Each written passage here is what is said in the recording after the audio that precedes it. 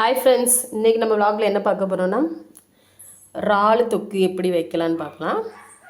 சின்ன உள்ளி எடுத்து வச்சுருக்கேன், பச்சை மிளகாய், தக்காளி, இஞ்சி பூண்டு பேஸ்ட்டு, புதினா மல்லிக்கீரை, ஆயில், சிக்கன் பொடி, வத்தல் பொடி, உப்பு தேவைக்கு. வாங்க எப்படி பண்ணலான்னு பார்ப்போம். பாத்திரம் சூடாயிடுச்சு, ஆயில் விட்டுறலாம். ஆயில் கொஞ்சம் சூடாகட்டும். ஆயில் நல்லா சூடாகிடுச்சு. இப்போ நம்ம இஞ்சி பூண்டு அரைச்சி வச்சுருக்கோம்ல, அதை ஆட் பண்ணிக்கலாம். இஞ்சி பூண்டு கொஞ்சம் பச்சை வாடை போட்டும். இந்த அளவுக்கு ஆனதுக்கப்புறம் நம்ம களி வச்ச இறாலை அதில் மிக்ஸ் பண்ணிக்கலாம்.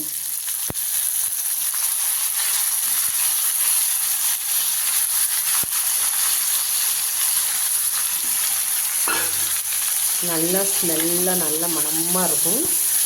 இறால் நல்லா கொஞ்சம் மிக்ஸ் ஆகட்டும். ஒரு 2 செகண்ட் அதில் வச்சுட்டு இறாலில் இருந்து தண்ணி வரும், அது ஒரு 5 செகண்ட் நம்ம க்ளோஸ் பண்ணியிருப்போம்.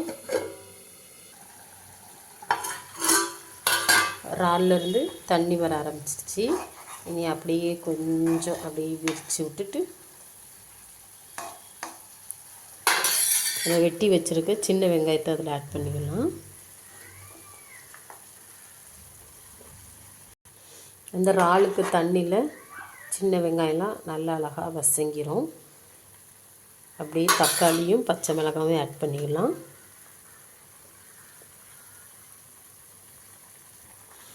மிக்ஸ் பண்ணி விட்டுக்கிட்டு ஒரு 5 நிமிஷம், ஒரு 2 நிமிஷம் போதும், 2 நிமிஷம் க்ளோஸ் பண்ணி வைப்போம். நம்ம இறால் என்ன ஸ்டேஜில் இருக்குன்னு பார்க்கலாம். பார்த்திங்களா, அழகாக அந்த தக்காளி இதெல்லாம் அழகாக வசங்கிடுச்சுல.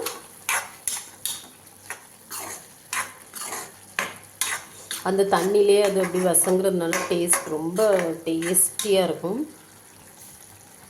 இது நம்ம தேவைக்கேற்ப உப்பு கொஞ்சம் ஆட் பண்ணிக்கலாம்.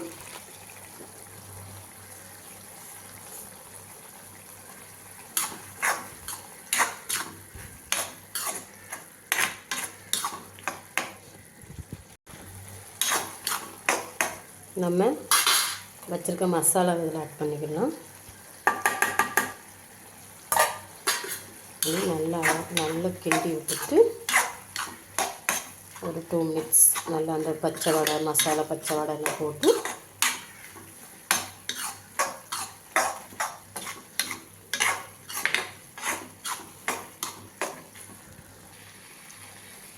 புதினா மல்லிக்கீரை போட்டாச்சு. நல்லா வதக்கிட்டு இறால் தொக்கு ரெடி. இதே மாதிரி செஞ்சு தரதுக்கு யார் சொல்லி தந்தாங்கன்னா, எனக்கு எங்கள் அண்ணி சொல்லி தந்தாங்க சென்னையிலேருந்து. அவங்க ஆஃபீஸ் போகும்போது இப்படி தான் ஸ்பீடாக டக்குன்னு செஞ்சுருவாங்க. ஆனால் நானும் ஒருக்கா ட்ரை பண்ணேன், ரொம்ப டேஸ்டியாக இருந்தது. சிக்கன் கிரேவியை விட இது நல்லா டேஸ்ட்டாக இருந்துச்சு. இதே மாதிரி ட்ரை பண்ணி பாருங்கள். எல்லோரும் ட்ரை பண்ணிவிட்டு கமெண்ட் பண்ணுங்கள் எப்படி இருக்குதுன்னு. லைக் பண்ணுங்கள், ஷேர் பண்ணுங்கள், சப்ஸ்கிரைப் பண்ணுங்கள். கிரேவி ரெடி, தொக்கு ரெடி. இனி சாதத்தை கூட வச்சு சாப்பிட வேண்டியதான். சாதம், தோசை எது கூடனாலும் சாப்பிடலாம், நல்லா டேஸ்ட்டாக இருக்கும். பாய்.